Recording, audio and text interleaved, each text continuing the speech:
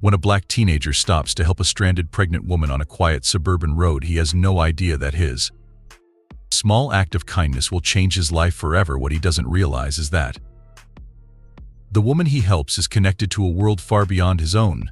This is a story about courage, generosity, and how a chance encounter brought two families together. Before we dive into this story, let us know where you're watching from, and if you believe in the ripple effect of kindness, don't forget to like and subscribe for more stories like this. Malik Johnson's old rusty sedan sputtered and groaned as it crept down the winding suburban road, the engine coughing with every pothole. The 17-year-old tightened his grip on the steering wheel, silently praying that the car would hold up just a little longer.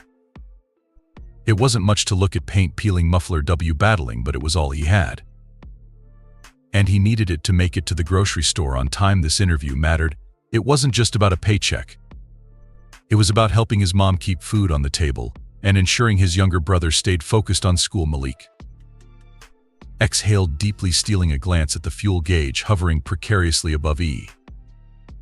He reached out to adjust the side mirror, only to have it wobble in its loose frame. Hold it together, he muttered to the car, as if sheer willpower might keep it running ahead. Something caught his eye. An SUV pulled over on the shoulder, its hazard lights blinking. As he got closer, he noticed a woman standing beside it, pacing in the midday heat. She had one hand on her hip and the other clutching her phone, glaring at it like she could will it to work. Malik's brow furrowed. She was visibly pregnant, probably in her early 30s, wearing a loose eternity dress, and she looked frustrated, if not outright distressed. Her car had a flat tire, and from the way she kept checking the empty road and shaking her phone, it was clear she was stranded with no signal. Malik slowed the car, but hesitated, glancing at the clock on the cracked dashboard. He was cutting it close already. If he stopped, he'd definitely risk being late for his interview. But as his car crept past, he caught sight of her again in the rearview mirror. She looked helpless, standing in the blazing heat, one hand on her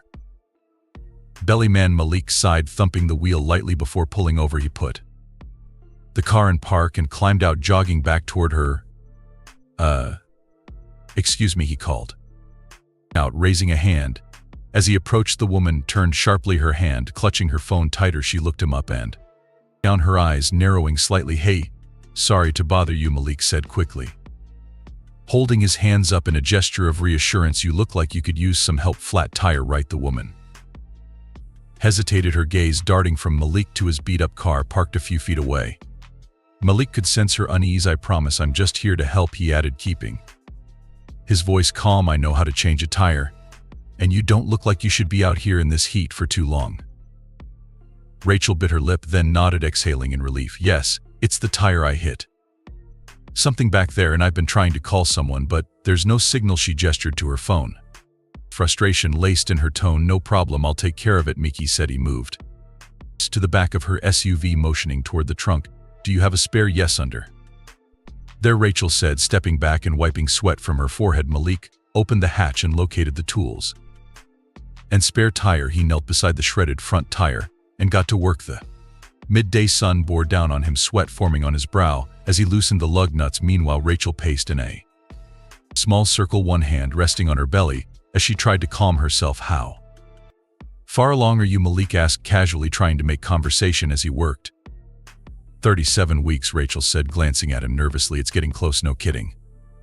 Malik muttered, his hands working quickly to remove the ruined tire. He could feel the minutes ticking by, but he focused on finishing the job. Just as he started lifting the spare tire into place, Rachel let out a sharp gasp. Malik looked up, startled, and saw her clutching her stomach. Are you okay? He asked, standing up. Rachel didn't answer immediately. Her face was pale, her breathing uneven. Finally, she shook her head. It's my stomach, I think. She doubled over, slightly clutching the car for support. Malik's heart began to race. Are you in labor? I don't know, Rachel gasped, her voice strained. Maybe the contractions just started, but they're close together. Malik froze for a moment, panic threatening to creep in, but he forced himself to stay calm. Okay, we need to get you to a hospital. Can you walk to my car? Rachel nodded weakly, and Malik quickly guided her toward his old sedan. She leaned heavily on him as he helped her into the passenger seat. Wincing through another contraction, Malik jogged around to the driver's side and climbed in, gripping the steering wheel tightly. "Where's the nearest hospital?" he asked. Westside Medical," Rachel said through clenched teeth. "It's about 10 minutes away if you take the main road." "Got it," Malik Yag said, starting the engine. He threw the car into gear and pulled onto the road, the tires kicking up dust as he accelerated. Rachel clutched the door handle, her breath shallowed and rapid. "I can't believe this is happening," she murmured. "Hey, it's going to be okay," Malik said, glancing at her briefly before focusing on the road. "You're doing great, just hang in there. We'll be there soon." Rachel didn't respond, her focus shifting inward as another contraction gripped her. Malik's knuckles turned white against the steering wheel as he navigated the unfamiliar streets, scanning for signs pointing toward the hospital. Malik's beater car screeched to a halt in front of the emergency room entrance, the uneven brakes groaning loudly enough to draw the attention of a nurse standing near the automatic doors. Jumping out of the driver's seat, Malik waved his arms and shouted, "She's in labor, she needs help." The nurse hurried inside, and within seconds a team of 3 hospital staff emerged with a wheelchair. Malik opened the passenger door and tried to help Rachel out. Her face was pale, her breaths coming fast and shallow. "Hang in there," he said, gripping her arm gently as she struggled to swing her legs out of the car. Rachel winced, clutching her belly as another contraction rippled through her, hurt so much she gasped, her free hand gripping the edge of the door. "I know," Malik said, his voice steady but urgent. "You're almost there." The nurse reached them and quickly assessed the situation. "Let's get you in this chair," she said, her tone brisk but calm. Mick stepped aside as the nurse and her colleagues eased Rachel into the wheelchair. "Thank you," Rachel whispered, her voice barely audible. Her eyes briefly met Mick's, filled with gratitude, even as pain clouded her expression. "You got this," Maliki said, giving her an encouraging nod as the staff wheeled her inside. For a moment he stood there on the curb, staring after them as the automatic doors closed. The fluorescent lights inside the hospital flickered for a second, and then Rachel was gone, swallowed by the hustle of the emergency ward. Malik's chest felt tight, his pulse still racing from the drive. He glanced down at his hands, trembling slightly, still streaked with grease and sweat. His heart told him to go inside to check on Rachel and make sure she'd be okay, but a glance at his phone jolted him back to reality. The time read 11:37 a.m. The interview was at 11:30. "Damn," he muttered under his breath, running a hand down his face. There was no time to linger. He jumped back into his car, the engine sputtering to life as he sped off toward the grocery store, praying that maybe, just maybe, they'd still let him interview. Malik pulled into the grocery store parking lot and threw the car into park, barely bothering to straighten it into the space. His shirt was damp with sweat, and his arms still bore streaks of grime from changing Rachel's tire. He glanced at his reflection in the rearview mirror, wincing at his disheveled appearance. "This is bad," he muttered, grabbing a napkin from the glove box and wiping his face hastily. The napkin smudged the grease more than it cleaned it. He jogged toward the store's entrance, his heart pounding, not from exertion but from the weight of what he was about to face. The manager's office was toward the back, and as Malik approached he saw the door half open. A tall, balding man in a button-up shirt stood behind a desk, flipping through a stack of papers. "Excuse me," Malik said, trying to steady his breath as he stepped into the doorway. The manager glanced up, his eyes narrowing slightly at Malik's appearance. "Can I help you?" "Yes, sir," Malik said, forcing a polite tone. "I was scheduled for an interview at 11:30, but you're late." The manager cut in, raise an eyebrow. "I know, and I'm really sorry," Malik said quickly. "There was an emergency. A woman was stranded on the pole side of the road, and she went into labor. I had to drive her to the hospital." The manager's expression didn't soften. In fact, he looked Malik up and down, taking in the grease stains, wrinkled shirt, and messy hair. "You're telling me you missed your interview because you were playing hero?" Malik stiffened. "It wasn't about that. She needed help, and there was no one else around. I didn't have a choice." The manager gave a humorless chuckle, shaking his head. "Well, I appreciate the story, kid, but we already filled the position. Punctuality is part of the job, and you can't even show up on time for an interview." "Please," Malik said, his voice tinged with desperation. "I really need this job. Just give me 5 minutes to explain." "Look," the manager interrupted, holding a papa hand, "we're done here. Good luck next time." M stood there for a moment, stunned. The rejection hit him like a punch to the gut. "Thank you for your time," he muttered, finally turning on his heel and walking out back in the Parking lot. Malik sat in his car, gripping the steering wheel so tightly his knuckles turned white. His thoughts swirled, a tangled mess of frustration, disappointment, and doubt. Did I mess up? He whispered to himself. Should I have just kept driving? But even as the words left his mouth, he knew the answer.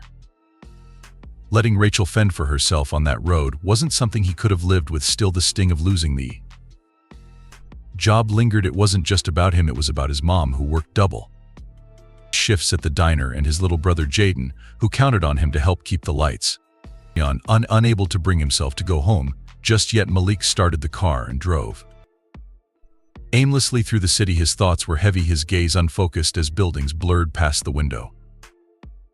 Eventually, he found himself parked near the edge of a park. He stepped out and wandered toward a bench collapsing onto it.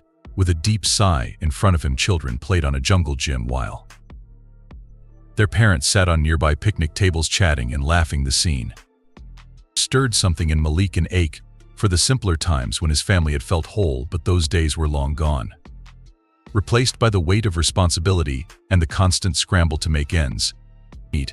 As he watched a little girl giggle while chasing her dad across the grass, Malik felt a small flicker of resolve. He didn't regret helping Rachel, no matter how much it cost him. If nothing else, it proved to himself that he could still hold on to the values his mom had taught him about doing what's right, even when no one's watching, and maybe, just maybe, things would work out somehow. Give this video a like if you believe Malik made the right choice by helping the stranded pregnant woman, even at the cost of his own opportunity, and comment below if you think he deserves a second chance. Let's jump back into the story.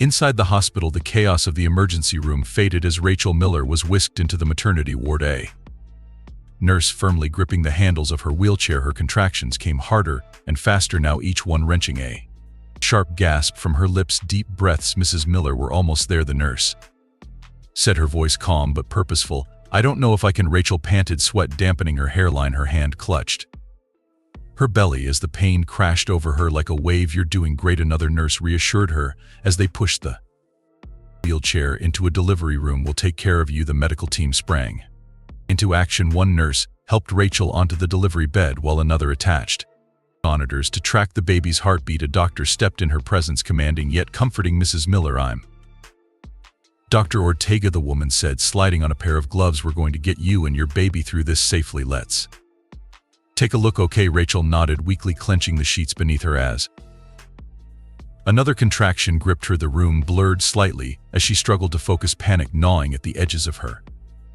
thoughts. She was supposed to be at home by now, resting and waiting for her husband Richard to return from his meeting. Instead, she was here alone and terrified. Is my baby okay? Rachel managed to gasp between contractions. The baby's heartbeat is strong, Dr. Ortega said, her voice steady, but things are progressing quickly. Have you called your husband? Rachel opened her mouth to answer, but another contraction stole her breath. Her grip on the bed tightened as a nurse dabbed her forehead with a cool cloth. Meanwhile, Richard Miller was in the middle of a board meeting when his phone buzzed on the table. He ignored it, at first focused on reviewing the quarterly financial report, but the device vibrated again and again. Frowning, he picked it up and saw the name of the hospital flash across the screen. The color drained from his face. Excuse me, he muttered, rising abruptly and walking out of the room. Once in the hallway, he answered the call. Hello, he said, his voice taut with worry. Mr. Miller, this is Westside Medical. Your wife has been admitted to the maternity W. She's in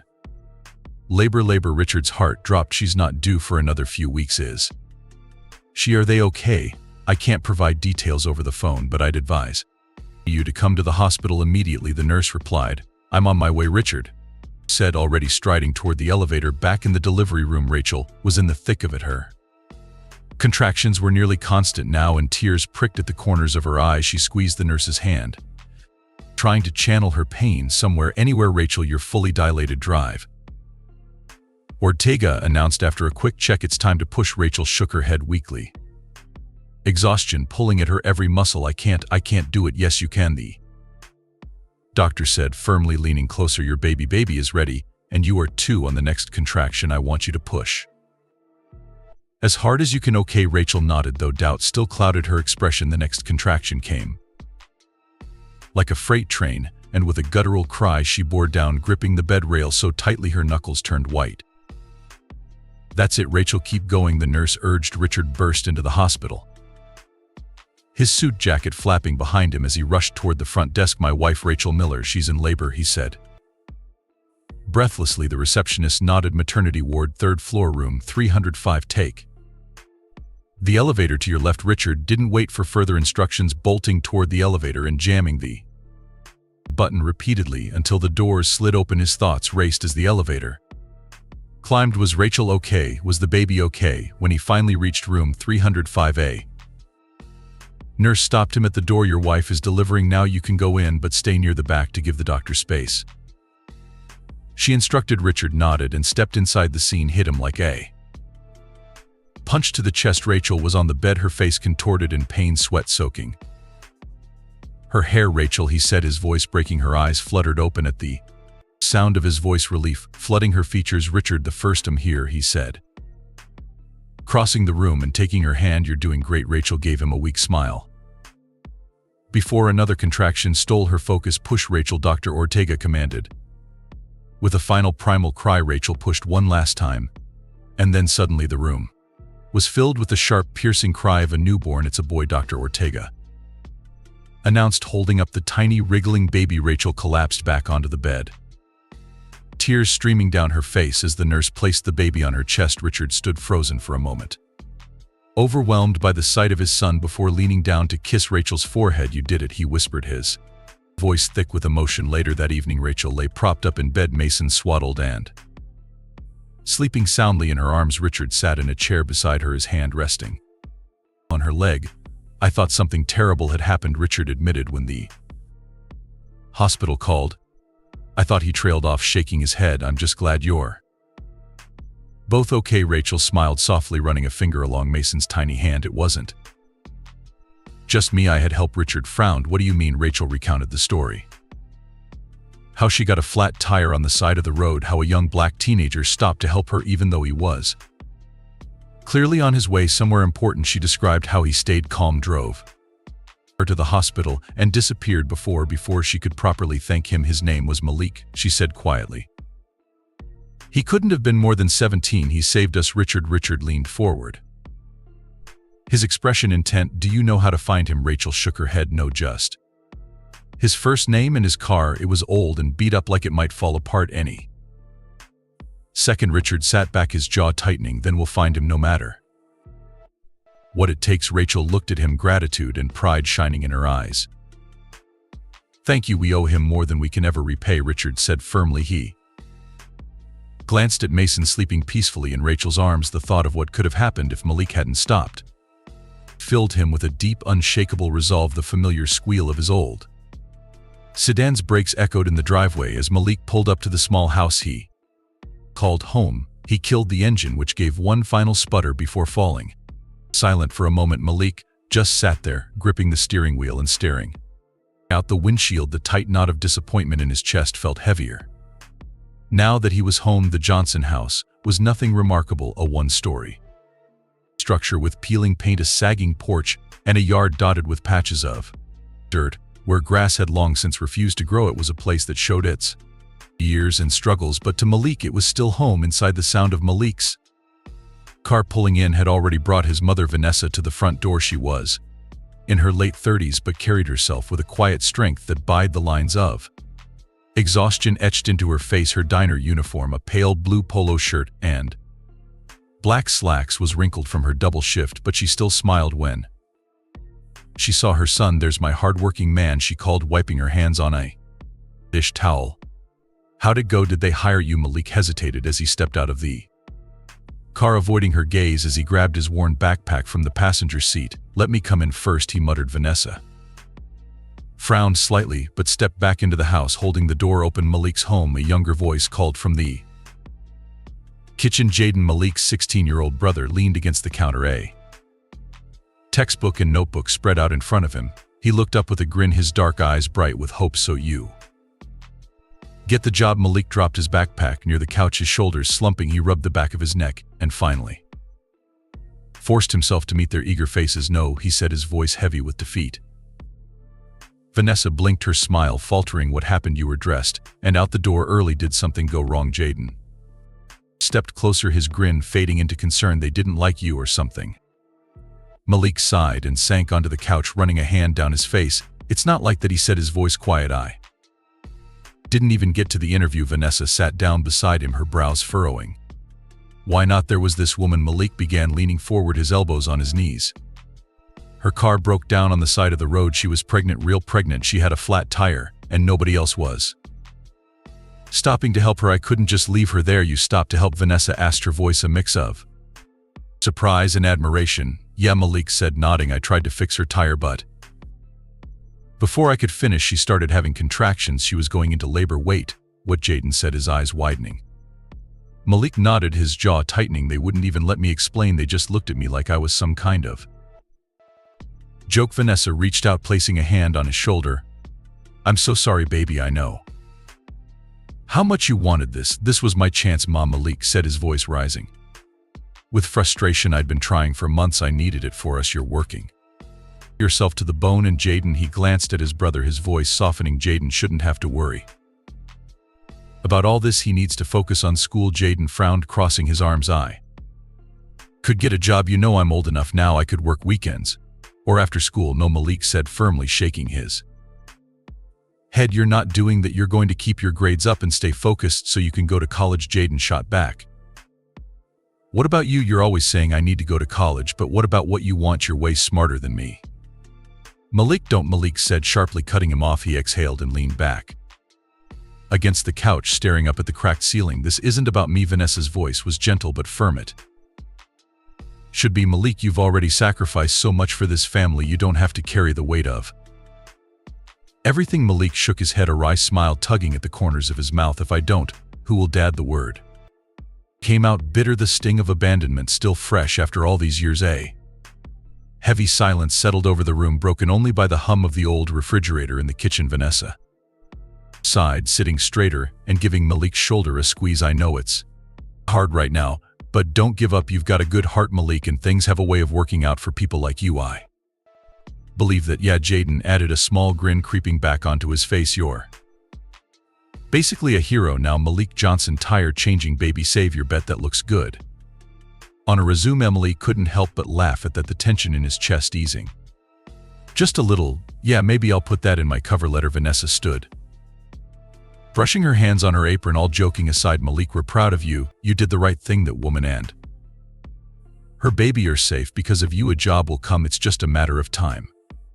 Yeah, Malik muttered, though the weight of uncertainty still hung heavy on his shoulders. I hope so. As Jaden returned to his studies and Vanessa moved back into the kitchen, Malik sat quietly on the couch, staring at the old family photo on the wall. It showed a much younger Malik and Jaden smiling brightly with their parents. It was a happier time, a simpler one. Mick leaned forward, resting his elbows on his knees. He didn't regret helping Rachel, but as the reality of their struggles sank back in, he couldn't help but wonder how much longer he could keep everything together. Still, one thing was certain, he wasn't giving up. The soft hum of the baby monitor echoed in the living room as Rachel Miller sat in a recliner, her eyes fixed on the tiny figure of Mason, sleeping soundly in his crib. A week had passed since the day she gave birth, but Rachel's thoughts were far from settled. Every time she looked at her son, she couldn't stop thinking about the boy who had made his safe arrival possible. Mullock, she whispered to herself, the name rolling off her tongue with gratitude. Rachel glanced at the clock on the wall, biting her lip. She had spent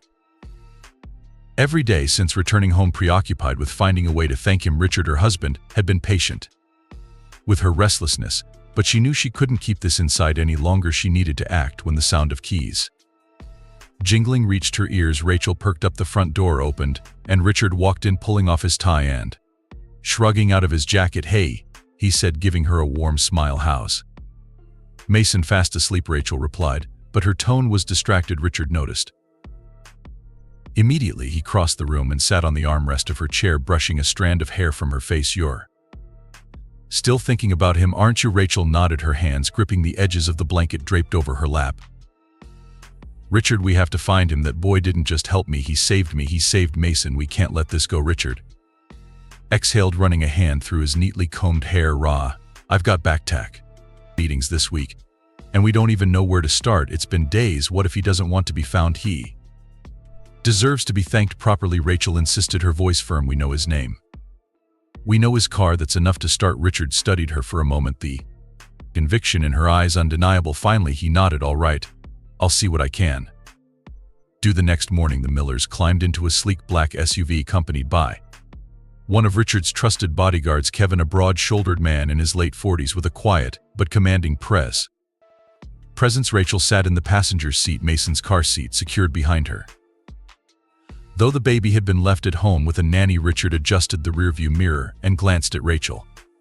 You're sure about this? He asked. One last time. Positive, she replied without hesitation. Kevin spoke from the back seat. Where do we start? Rachel turned to Richard. The road where I had the flat tire. If we retrace my steps, maybe someone in the area saw him. The SUV glided through the quiet suburbs, retracing the path Rachel had taken the day of her labor. They began knocking on doors near the stretch of road where Rachel had been stranded. At the first house, an older man squinted at them through a crack in the door. A teenager drives an old car. Can't say I've seen him, he grumbled before closing the door. The next house wasn't much better. A middle-aged woman shook her head apologetically. Sorry, I don't really notice cars unless they're parked in front of my driveway. House after house, neighbor after neighbor. The answers were the same.